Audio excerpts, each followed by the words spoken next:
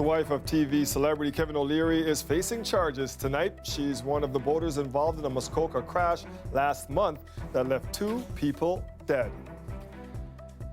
Kevin O'Leary came forward shortly after the late August crash in Cottage Country, saying he was on one of the boats involved and was cooperating with police. Today, officials laid charges against Linda O'Leary for careless operation of a vessel and a 57-year-old New York man for failure to use a navigation light. Farah Morelli is following the latest developments on this for us tonight. And Farah, we learned new details about the crash from these charges. We did, Dwight. You might remember when this crash first happened, the OPP revealed very few details about just what happened. All we knew was that Kevin O'Leary and his wife were on one of the boats involved in this collision. Tonight, we're learning who the drivers of those 2 boats are or were, and that police are alleging that the drivers are both at fault. It was on a Saturday night last month when these calm waters were disturbed by a late-night crash. 2 boats collided on Lake Joseph in Muskoka. With the small-knit community, usually everyone knows people involved. Gary Poltash, a 64-year-old Florida man, was a passenger on one of the boats. He died at the scene. Susanna Brito, 48 years old, a passenger on the same boat, died in hospital. She was from Uxbridge and a mother of 3. As a result of the ongoing investigation, today we charge Linda O'Leary, one of the vessel operators, with a careless operation of a vessel. Today, confirmation that the driver of one of those boats was the wife of reality TV star Kevin O'Leary. Linda O'Leary has been charged, and so has the driver of the boat Poltash and Brito were on. We charge Richard Rue, the other vessel operator, with failing to have navigation lights while underway. Today, O'Leary's lawyer told CBC News Linda O'Leary is an experienced and cautious boater. So on this dark evening, she, on approaching her home, tragically came into contact with an unlit boat, and it was a dark night. Those are the circumstances that exist. The OPP has made a decision, and will respond accordingly. It was a difficult case, I would imagine, for them to investigate because it's not the same as a highway traffic accident. This criminal lawyer says both drivers have been charged under what's called Canada's Shipping Act and not the criminal code. It means that there is the potential for jail, in this case 18 months in jail, and it also means that it carries with it very heavy fines. The maximum fine for this is $1 million. Is that what we will see at the end of the day? Highly unlikely. All right, Farah, we know these 2 people have been charged now. So exactly what happens next?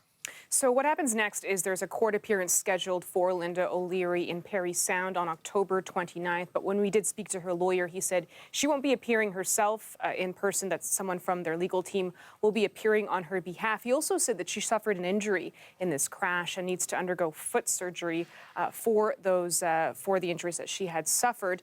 In terms of further charges, the OPP said at this time, unless something new comes to light or they're able to uncover something else, so they don't anticipate there's going to be any more charges. Thank you, Farah.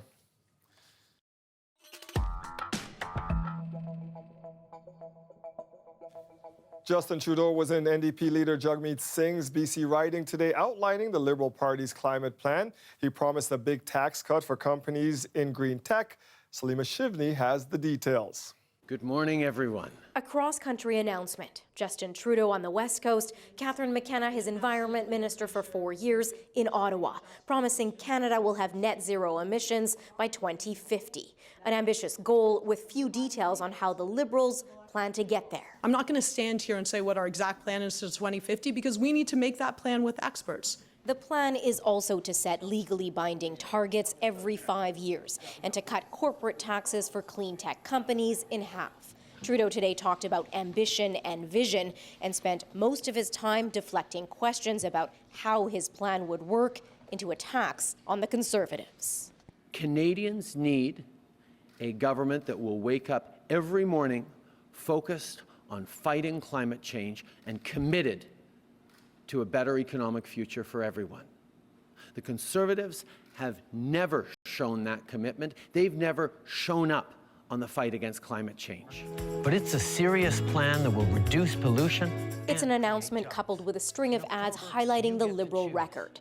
NDP leader Jagmeet Singh, in between his own promise to electrify local transit systems by next year, wasn't impressed. And no one believes that Mr. Trudeau is going to actually follow through on those commitments. While his team sent a short response billed as a reality check. This is Justin Trudeau trying to own the climate file despite that pipeline, and he's doing it in NDP leader Jagmeet Singh's riding on Global Climate Action Week, when the scrutiny is high and when Trudeau hopes the contrast he's setting up between his party and the Conservatives will have the most impact. Salima Shivji, CBC News, Burnaby. And those announcements come as we continue our series, 5 Issues in 5 Weeks. We are focusing this week on climate change. Experts say we're already seeing it in the GTA in the form of more intense storms, flooding, and heat waves. Shannon Martin joins us live now from the waterfront. And Shannon, some municipalities feel it's so urgent they're moving ahead with their own policy and changes. That's right. 800 cities around the world have already declared climate emergency, and we know that Toronto will do it next week, but some places across the GTA have already gone ahead and done it. But what they're saying is they can't do it all on their own, so they're watching the federal party leaders and they're watching this campaign closely. Long-lost lawnmowers and bicycles pulled from the shores and lake bed around the Toronto Islands, all part of a huge cleanup after repeated record-high water. 2 significant events in 2017, 2019 that are breaking 100-year records, all records that have been kept. We're looking at significant weather events, not just in Toronto area, but across the Great Lakes region. Wet, windy, and wild. More extreme weather across the GTA, now an undeniable reality. The water had breached over these retaining walls. In Oakville, parts of the lakefront are still closed off. In 2017, the town was caught by surprise when Lake Ontario reached its highest level ever, causing $3 million in damage. This year was even worse. So every time something like this occurs, we come back, we build the walls a little higher. I'm hoping that we don't have to build them much higher. Well, it's incredible to think, though, 2017 was a record and then 2 years later was another one. It's unheard of. All I know is that I'm dealing with it and it's happened, and now we have to put a bigger and more robust plan in place. We're no longer looking to, things might happen in 2050, we're feeling them and people are being impacted right now. Oakville and all of the municipalities in Halton have now declared a climate emergency, giving local governments the power to bring in new policy and make changes. So what can people do right now? Right now, the number one thing is to get educated and informed and get out there and vote. Voting is climate action 100%. Lisa Kohler with the Halton Environmental Network says in order to make big, lasting change, all levels of government are needed. The next 4 years, she says, are critical. It's make or break time. We need good policies. We need infrastructure policy. We need bylaw policy. We need electric vehicle charging stations. We need to transform our communities. We can do it, but we need every political system in play in Canada working together collaboratively on this issue. And Dwight, something pretty cool that's happening across the country is called 100 Debates, and the region of Halton is taking part. So basically, all 5 of the federal ridings there on October 3rd are hosting debates on climate change. They've invited all the local candidates. They have a 99% RSVP rate. The idea is to give voters a clear option and all the information so they know where their candidates stand on climate change. Thank you, Shannon. Conservative leader Andrew Scheer was in southern Ontario today. He's vowing to cut thousands of government regulations if his party forms government. He says many of the existing rules place a burden on business owners. It's the biggest complaint I hear from small business owners, the thing that holds them back the most. The rat's nest of policies and processes that bog down businesses and slow growth, many of them outdated and out of step with reality. We'll cut red tape by 25% over 4 years.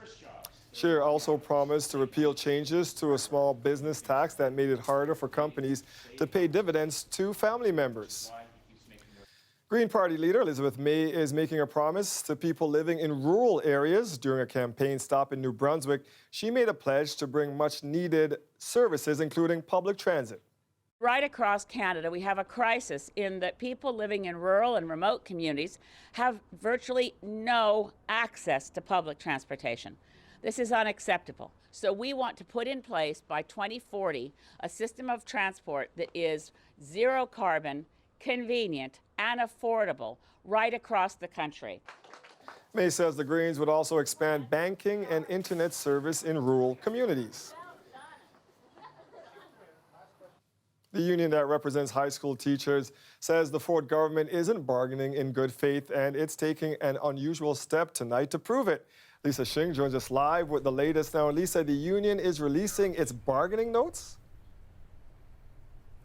Yeah, Dwight, the union says this is unprecedented, and generally we know the broad strokes of what's on the table, like salary or benefits, but today OSSTF released the specifics of what they're asking for. So for its support workers, it's asking for a baseline minimum number of positions in each board, a minimum of one designated early childhood educator for JK and SK, and funding for enhanced special education programming for students with autism and mental health needs, for example. Now, for teachers, it's proposing establishing a baseline ratio of teachers to students based on the last school year, and a committee looking at whether e-learning works. Now, today, the union accused the province of bargaining in bad faith and using delay tactics. Here's what the union president says about whether or not this move to make its protocols public is actually a drastic move. If it's drastic, it's in response to a government that's been making public announcements, that's been leveraging cuts against a bargaining table that hasn't even gotten started yet. So for now, there are dates scheduled for talks to the end of October, and the union tells me so far they haven't set a date for a strike vote yet. This comes as another union is threatening to disrupt schools. That's right, and that's CUPE, the union representing educational assistants as well as custodians. Today, they announced that tomorrow they will be serving the province with notice of their workers working to rule starting Monday, which means we could see things like cleaning being disrupted. You know, this is a government that is chipping away at the services that our folks provide, and it needs to be returned and improved. So last week, CUPE workers voted 93% in favor of a strike, but Laura Walton, who you just heard there, said it won't get to that if negotiations go well. Now, we also reached out to the Minister of Education, who says he's disappointed in this latest development, and he's still hoping to reach an agreement with all of the unions. Dwight. Lisa, thank you.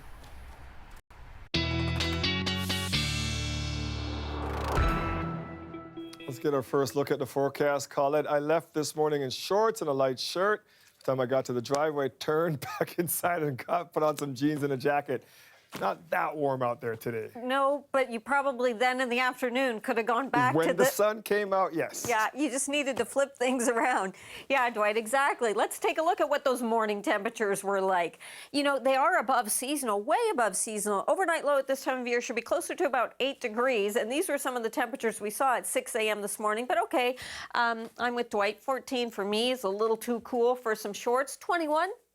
Now we're getting closer, and that's what we're looking at in terms of our current temperatures. Have a pair of 19s for Markham and Oshawa, also over at Kitchener coming in at 19, and those of you watching from Hamilton, 20 degrees, the current temperature.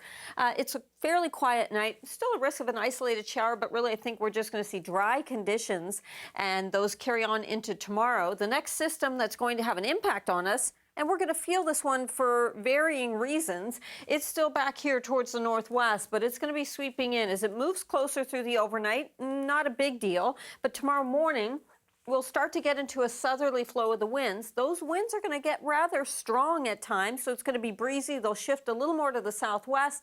They're going to push our temperature up, our humidity up as well. But then late in the day, the front comes through the second half of that system, and that will bring some scattered showers throughout our skies. But again, that's later in the day. We'll take this through and look at Thursday coming up and the rest of the week into the weekend. But for now, overnight 14 degrees. Tomorrow afternoon, I said it was heating up with those blustery winds, 26, but the humidex will be 30, so you can get back into the shorts and the flip-flops there, Dwight. Thank you, Colette. You're welcome. A huge development tonight in American politics. Speaker of the House, Nancy Pelosi, announcing late this afternoon she's opening an impeachment inquiry against President Donald Trump. It comes as Trump is once again under scrutiny over his dealings with a foreign power. Lindsay Duncombe has the latest on today's dramatic developments. After months of caution, House Speaker Nancy Pelosi took the historic and dramatic step of launching a formal impeachment inquiry into President Donald Trump. The president must be held accountable. No one is above the law. This at the end of a day when the political tide seemed to be turning. Democrats, once on the fence about impeachment, found their red line. Specifically, accusations that Trump used the power of his office to attempt to persuade the president of Ukraine to investigate his political rival, Joe Biden, by withholding military aid. Trump denies that happened and sees this as a partisan attack. I think it's ridiculous. It's a witch hunt. I'm leading in the polls. They have no idea how they stop me. The only way they can try is through impeachment. This has never happened to a president before. There's never been a thing like this before. It's nonsense. This will move quickly. Today, the Senate, including Republicans, passed a resolution saying the whistleblower complaint at the heart of this and the transcript of that phone call be turned over to Congress. It is possible the whistleblower could testify in front of Congress as early as this week. It is unlikely that this process will lead to Donald Trump's removal from office. That would require the support of Senate Republicans, and they're standing by the president. But this will be an historic challenge to the presidency and to the country. Lindsay Duncombe, CBC News, Washington. Before all of the impeachment developments, Donald Trump addressed the UN General Assembly today for the third time as President of the United States. For about 15 minutes, he spoke on Iran, Venezuela, as well as trade and domestic issues. But overall, his speech was largely nationalistic in tone. The future does not belong to globalists. The future belongs to patriots. The United States, after having spent over $2.5 trillion since my election to completely rebuild our great military, is also by far the world's most powerful nation.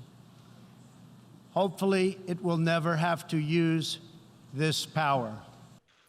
Following his address, Trump met with British Prime Minister Boris Johnson to discuss Brexit and trade between their two countries. Well, I guess what he expected. I think it's pretty much what you expected. And he's doing a fantastic. Right here. Yes, you. What's your favorite team? Golden State? Hey, the moral of the story is if you come to the Giants of Africa camp, your favorite team is the Toronto Raptors.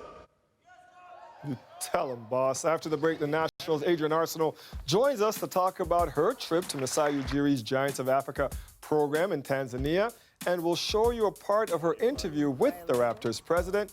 Does he regret not being able to keep Kawhi Leonard here in Toronto? The answer coming up next.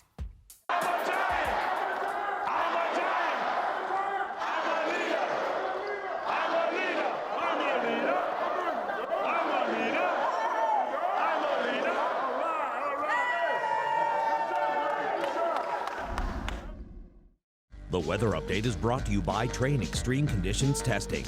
It's hard to stop a train, really hard. Train, the most reliable heating and cooling brand.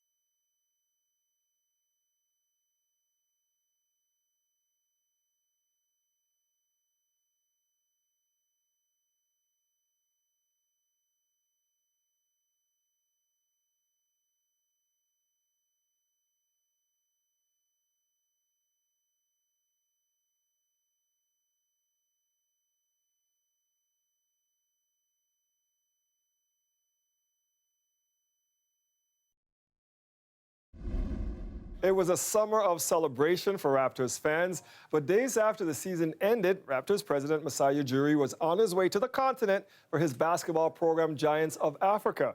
Co-host of The National, Adrian Arsenault, paid a visit to the camp in Tanzania. We'll talk to her in just a moment, but first, here's a bit of her documentary airing tonight on The National. Look at the Toronto Raptors, and I look at Kawhi, and I looked at Coach Nurse, and everybody working together, okay, for one goal, to win. And that's how we should work in our countries. One goal to win. And you guys have to do that. You guys have to make the country better. Everybody understand? I like that. Yes, Coach. Adrian joins us now. Even I was saying it. Right? Well, yeah. Tell us about this Giants of Africa camps. It's like a dream assignment.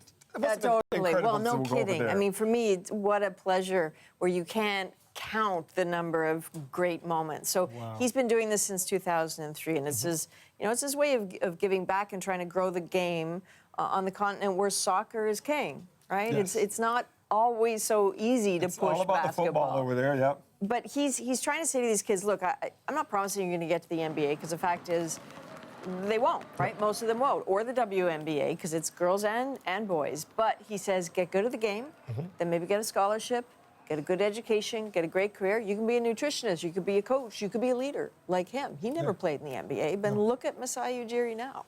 So 3 days, the inspiration, these kids, like they completely soak it in.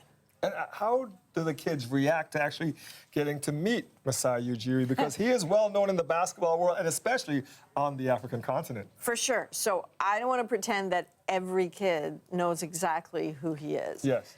For some of them, No. I'm sorry, Masai, some of them don't know him from a can of paint, right? But a lot of them who know basketball suddenly realize at some point in the camp that the full weight of the NBA has come to them. And they realize that, Coach Jamin Malalela is the head coach of the G League team. Yes. Patrick Engelbrecht, the global scout for the Raptors. When they realize that the NBA has come to their house, boy, do they lose it. You also spent time with Masai one-on-one. Was there anything that surprised you about Masai? A little bit. I had to ask him about the shove. Right, so this is the moment, moments after the Raptors won. Yes. When the sheriff's trying to deputy get on in the Oakland, court, yeah. right? So the deputy suggests that Masai shoved him, not once, twice, hard enough to give him a concussion. He's still on light duty. So I had to say, what happened? And for a man who is so eloquent and talks so much, he has decided not to talk about this, and that surprised me a bit, because it was an opportunity to just put his sense of what happened out there, and he said, no, I believe in the process, let it happen. Because we've only heard one side. It would have been nice to hear his side, too. Have to ask you about Kawhi. You had to ask him about the shove. I've got to ask you about asking him about Kawhi. Did he say anything about maybe regretting not being able to convince him to stay in Toronto? I kind of expected that. Maybe it's because he's had time to think about it. He found out when he was in Rwanda, by the way. But he says, well, I'll let him tell you what he thinks.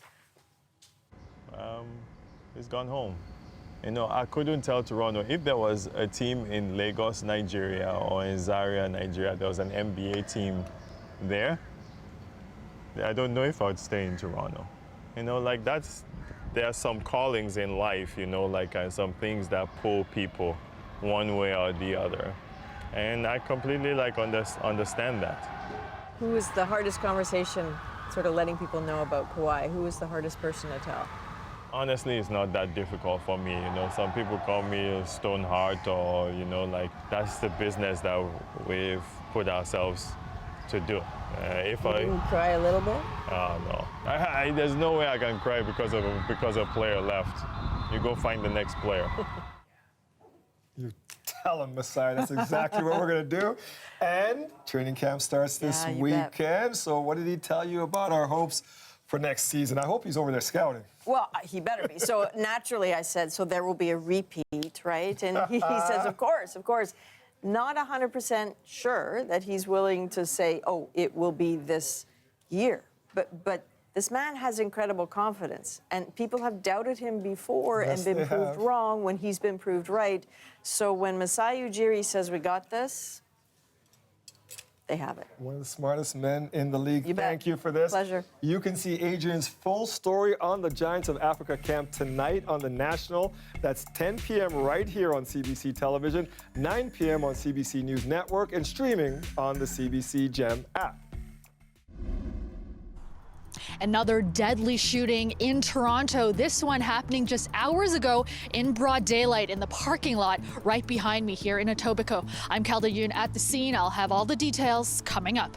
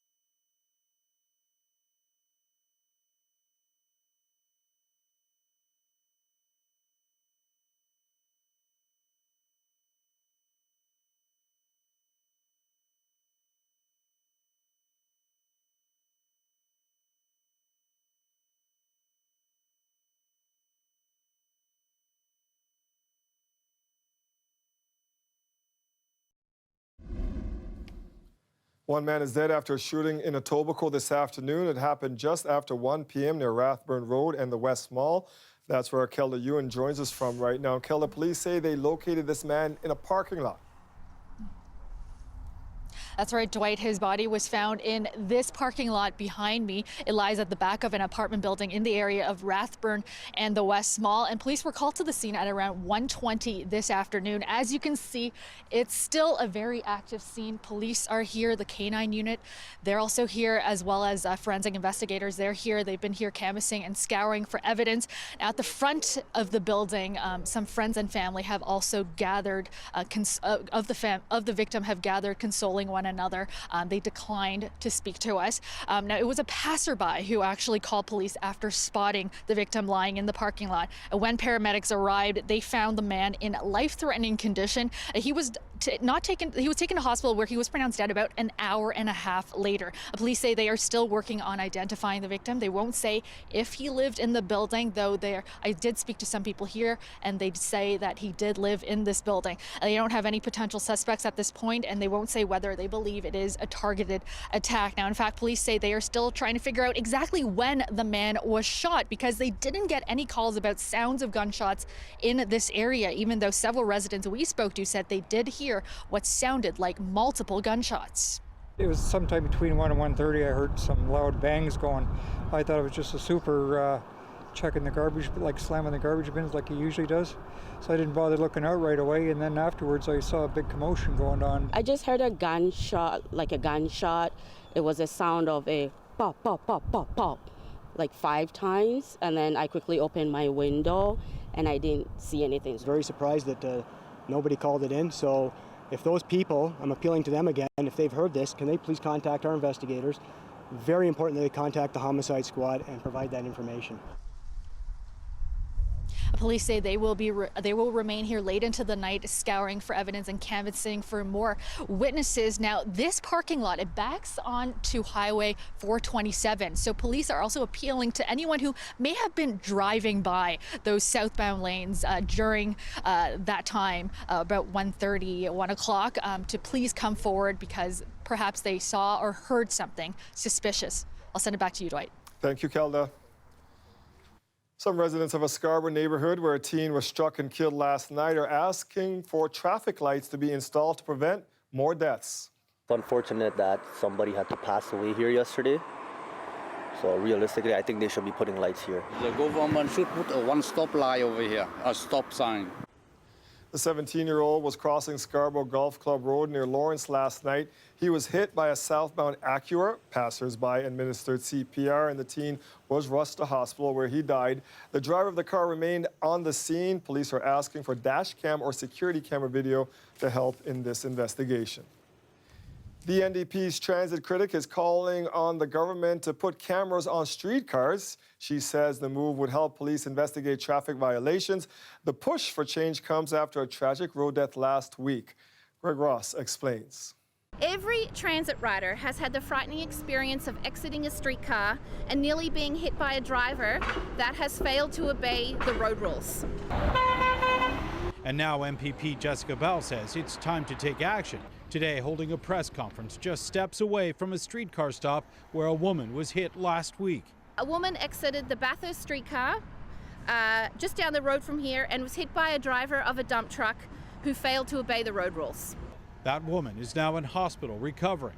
Bell is using her story as an example of why she is calling on the province to amend the Highway Traffic Act and allow the use of cameras on streetcars. We have written a public letter to the Ford government and Minister Mulrooney to make it easier for the city to install and use safety cameras to find drivers who break the rules and pass by a streetcar when it's stopped. Please look right for traffic when exiting. Bell says between 2014 and 2016, 26 people were hurt while getting off a streetcar, and that doesn't include close calls. That's 26 people too many. We have a road safety crisis in our city. The mayor agrees, today giving his endorsement to the idea. Well, I certainly think it's advisable to have those streetcar cameras put to even better use, making sure that you catch people who are disregarding the law. But those opposed are raising concerns over privacy.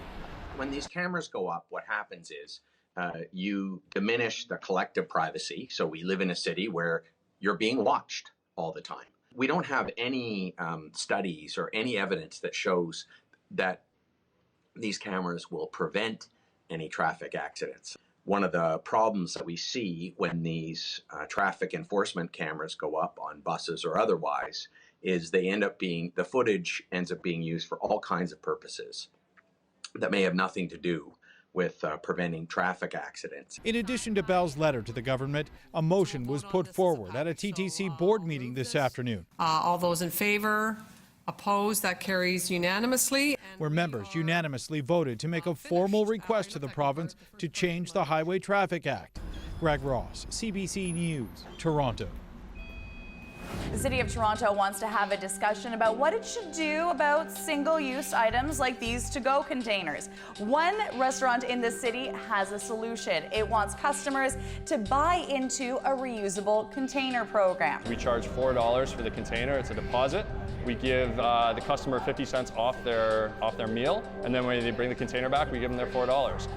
I'm Natalie Danowski, and I'll have that story coming up. Ontario's financial accountability officer says the province underestimated the cost of its newly introduced child tax credit by $70 million per year. We did try as best to take into account things like behavioral changes, so we assume that there might be more reporting of childcare expenses because there's an incentive now for people to report because there's a credit, there's money on the table, if you will. The Financial Accountability Office released a report today saying the credit will cost $460 million per year rather than the $390 million announced by the government. The province unveiled the credit in April, saying it would help low and middle income families deal with childcare costs. But today's report found about 2/3 of the credit will go to families earning more than the median income, with 3% going to lower income families. The report estimates about 310,000 families will be eligible to receive the credit, with an average benefit of about $1,300 per family. For most adults, 21st birthday is an exciting time, marking another step towards independence, but it can be a scary time for parents of children with developmental disabilities. Alicia Son explains why. For most people, their 21st birthday marks a new and exciting phase of adulthood, independence. But for people like Dean DePrato, it's the opposite. At 21 years old, he became even more dependent on his parents. At 21, you're off a cliff. Dean has a form of cerebral palsy that requires pretty much all of his basic needs to be tended to. 24/7 care, and that's from taking care of, bathing and toileting and feeding and being goofy with them and being hilarious with them and having lots of fun. Life at home with Dean is much different now that he's turned 21.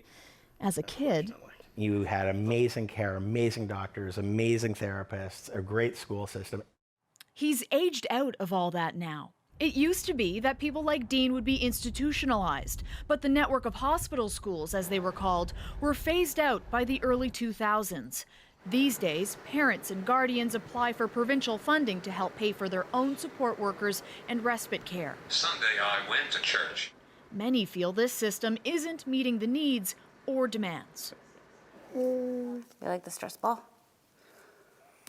Squeeze out all your stresses. Stephanie is now 25, and she received her first passport payment when she was 24. Jacqueline Hall-Fusco runs an adult day program out of a church in Markham. Her parents started it after her sister's 21st birthday. Some programs she would go to, and she was more so just kind of in a corner, hanging out, but not stimulated, not engaged. So we wanted to change that and find and create a program for individuals with similar needs. They don't receive any funding. The province hasn't said whether they would review the current support model, just that they often review programs, quote, with a focus on improved delivery and better outcomes for all. These families are still hopeful for reform. We're all exhausted, just exhausted. That's the word. And it's got to get remedied somehow. They're not giving up on the system they feel gave up on them. Alicia Son, CBC News, Toronto. Having some technical difficulties here. I've got to go to the glasses. In the age of Uber Eats and Foodora, the city is looking at how it can better deal with the single-use plastic containers that the food arrives in. Today, they started public consultations to get feedback. Our Natalie Nanowski went to one Toronto restaurant that's already implemented an idea on their own. At Farmer, you can eat in on a plate or take it to go in a reusable container. We found that a lot of biodegradable containers weren't getting disposed of properly and ended up in landfill, and we just decided to try something a little bit different and create a sustainable, reusable container program. $4 gets you a durable plastic container. You can return it for a full refund next time you're in, or continue using it to get 50 cents off each meal. We sold out in like the first week, and then we've been kind of trying to keep up ever since. A novel move since Canada's takeout and delivery industry is growing. In 2018, sales rose about 50%, and that means there's more takeaway boxes than ever before. The problem with single-use items, especially to-go containers, is that no one keeps track of exactly how many we go through. But to give you a visual, let's just say I have a drink in the morning, I have a coffee midway through the day, and then I buy my lunch. This is how much garbage I'm producing in one day. Let's say I did that over the course of 5 days. There'd be this much. So right now we're looking to consult with the public on different options that are available to manage or reduce the use of single-use items within the City of Toronto. Consultations run until November, and experts say everyone needs to step up their game. Unfortunately, we're only recycling just over 10% of all the plastics we're actually creating. So, I think business needs to take the lead, but consumers need to reward where business is innovating. In North Carolina, Green to Go has reinvented takeaway. People buy a membership and grab a reusable container at one of about 30 participating eateries. When they're ready, they take it back to any return station in town. We pick them up and wash and sanitize centrally, and then we redistribute to the restaurants. Back at Farmer, Webster hopes his container program catches on. Natalie Nanowski, CBC News, Toronto. I like that. Novel idea, something needs to be done. So let's reuse those containers. Okay. Yeah, I love it too. Could we reuse the weather from like a couple of days ago? Can we just reuse August and take that right through the winter? Yeah, I wish it worked that way, but you know what? We're kind of close. So we are going to see a warm-up coming towards us tomorrow. Maybe not, well, it won't be as warm as it was Sunday, but it is going to be somewhat summer-like. But we have to take with that a few things. So warm tomorrow, but breezy conditions, so those winds will be quite blustery, and late day we'll see some showers coming in too, and then things cool down. So it's kind of a one day only there midweek, just to help get us through. We're going to see this warm up. Record high for this date in history, just under 31 degrees from 2010, and record low. Look where we could be, we could be in the negatives already. So thank goodness we are not there. Temperatures actually running above seasonal, not just daytime highs, but for those overnight lows too. These are the current temperatures, so some low 20s, some high teens out there. Nothing to worry about yet in terms of precipitation, but that system, as it will be pushing towards us, it's a strong flow from the south to southwest, so it's not only the temperatures that get bumped up, but it's pulling up some air that's got a little more humidity to it too. So it gets a little stickier as it gets breezy, and then late day into the late afternoon, early evening, some scattered showers. That first line goes through, then kind of a break, then overnight Wednesday into Thursday, another line, then a break, and then even into Thursday afternoon, that instability, we're likely going to see some isolated showers back in our skies again. So it's not an all the time rain or anything like that. It's the kind of thing where backpack, your bag, briefcase, whatever it is, you have an umbrella sort of handy. All right, overnight tonight, again, a mild night with those temperatures. Tomorrow afternoon, this is how it looks, but it will feel more like 30 degrees for you, and those isolated to scattered showers moving in late day, and then it cools down a little bit into Thursday on the backside of that system, so 20 degrees, and then the temperatures kind of coming back a little closer to seasonal, still a bit above. We've got not a bad week ahead, that's for sure, but tomorrow, windy. Right. You'll be getting negative on us in no time, so let's enjoy these temps. Yeah, I'm not looking forward to that either. I hate when I do that. Thank you, Colette. You're welcome. This just into the newsroom. We've confirmed Maple Leaf star Austin Matthews is facing a disorderly conduct charge. It stems from an incident last May in his hometown of Scottsdale, Arizona. A security guard at a condo complex made the complaint, alleging Matthews and a group of males tried to open a woman's car while she sat inside doing paperwork around 2 a.m. The woman said Matthews appeared to be intoxicated. She got out of her car and confronted him. Matthews reportedly walked away, dropped his pants, and bent over, grabbing his buttocks. Though it appeared his underwear was still on. The report says surveillance video shows a male walking towards the complex with his pants around his ankles. Neither Matthews or the Maple Leafs could be reached for comment. The 22-year-old hasn't been arrested in relation to the incident. She's a queen of Canadian comedy, but before Andrea Martin joined the cast of SCTV, she was a member of the Stratford Festival Company, and now she's being honored by the theater troupe. More on that after the break.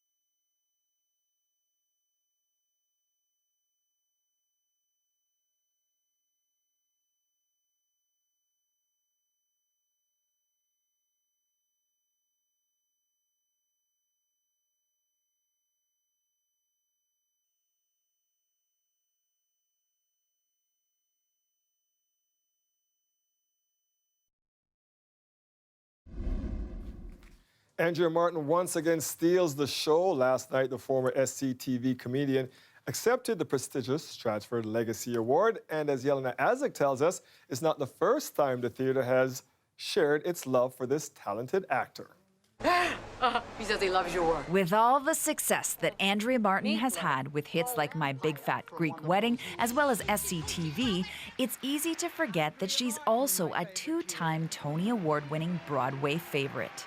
Honestly, what I'm looking at this evening is an opportunity to be together with people that I have loved over the years. I guess I'm not really thinking about me as much as a celebration for all of us. So that's what I'm just thinking of as a lovely party. Martin joined the Stratford Festival Company in 1978, just a few years after sharing the stage with the very friends who are here by her side now. Well, I mean, it's impossible to describe. You know, she is the aunt to my children.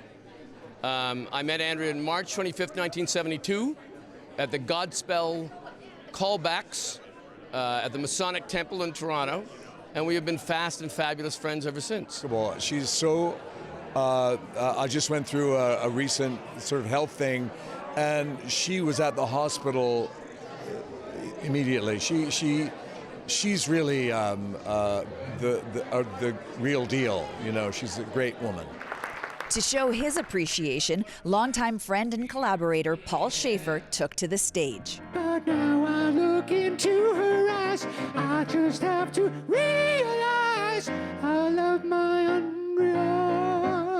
When it comes to her own performances, Andrea Martin just happens to hold the record for the greatest number of nominations for a featured actress in a musical.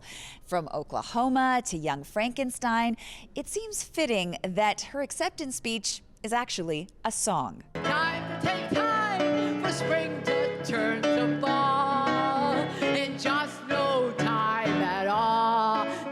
Thank you, you're a wonderful audience. It's from her Tony-winning role in Pippin, which happens to be touching, poignant, and all about friendship.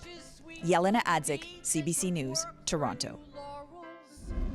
It prevented Parliament from carrying out its constitutional role for 5 out of the possible 8 weeks. We respect the judicial process. I have to say I strongly disagree. Boris Johnson's decision to suspend Britain's parliament in the run-up to Brexit has been found by the country's Supreme Court to be unlawful. More on the unanimous decision and how it will affect negotiations as Britain nears the Brexit deadline coming up.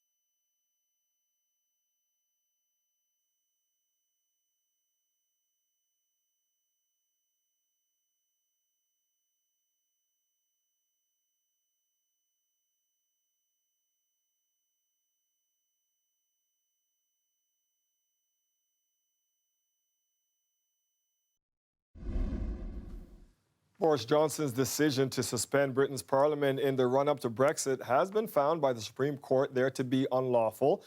The unanimous decision from 11 judges say Johnson abused his power as Prime Minister. Cameron McIntosh has more now from London. Waiting patiently in the rain for a ruling most of these demonstrators wished for, but few expected. That the decision to advise Her Majesty to prorogue Parliament was unlawful. The UK's top court ruling the Prime Minister acted illegally, suspending Parliament to avoid scrutiny on Brexit. For the Remain side, a critical win. Today's ruling confirms that we are a nation governed by the rule of law. Laws that everyone, even the Prime Minister, is not above.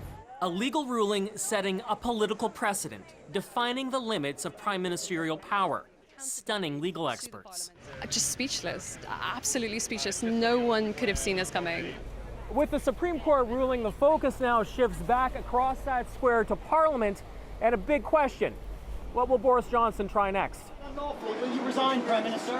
An ocean away in New York, Johnson ignored questions about resigning.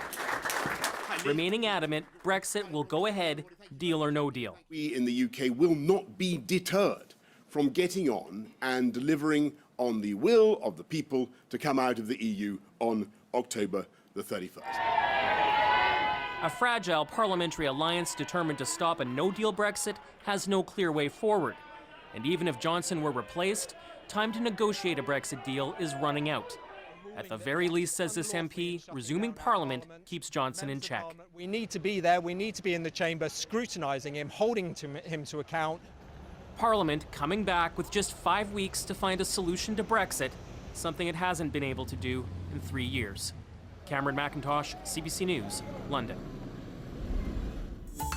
As we head to break, here's a look at where the markets closed today. The TSX was down by over 68 points. The Dow Jones was also down by 142, and the Canadian dollar traded for an average of 75 cents US. Stay with us. We will be right back.